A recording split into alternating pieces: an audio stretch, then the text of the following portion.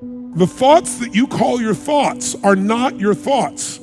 They are the mind, not your mind, the mind. I know this sounds simplistic, but if you can start to identify that thoughts don't hurt you, it's the thoughts that are stressful that you believe that hurt you. It's no surprise that so many people today have a great deal of uncertainty about where life, the world, the economy is going.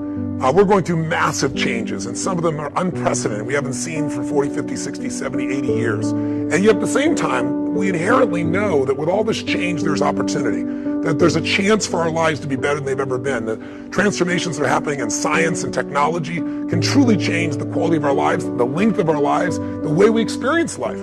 And yet, day to day, most people live, I think, with a great deal of foreboding, a great deal of uncertainty. And so I thought it might be nice to just drop in for a couple of minutes and give you a couple of triggers to remind you what I know you know in your heart. And that is, we are not made to survive, we're made to thrive.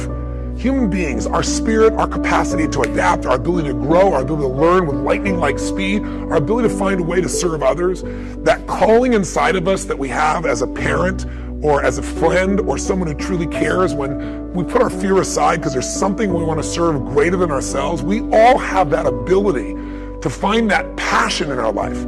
Because we're always looking back, reliving the negative, we end up carrying around all this baggage that weighs us down. One of the best things we can learn to do is drop it, let it go.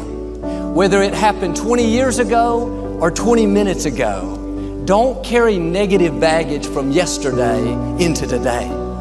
You won't live a victorious life if you're always reliving what didn't work out, who hurt you, the mistakes you've made. The reason it's called the past is because it's over. It's done, it's history. Now do your part and let it go. I'm here to talk to you about just the simple core of what you and I are made for. We are not made to survive. We're not made to manage our pain or get through it. We're made to be creators of our lives. We can create anything we can dream about, we can create. And I know that sounds like positive thinking, just BS.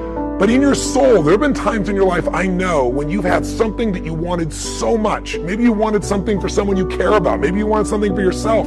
But you became so obsessed with something, achieving it, experiencing it, whether it was a transformation, in yourself, a change in your business, making a certain amount of money, getting a job, increase at some position increase. Maybe it was doing something for your mom or your dad or your kids. Somewhere in your life, you've gotten obsessed enough to really want to create something that you may not even know how you were going to do it, but you just wanted it, desired it, that you started all of a sudden taking action and you got insights. And before you knew it, what used to be just this impossible dream became a reality. Is it fair to say that at some stage in your life that there are some things today in your life that were once just a dream or a goal, that once seemed difficult or impossible, whether it be the job you have or the relationship you're in and might be taking for granted? Is there anything in your life today that was once like that? Well, then you and I are creators.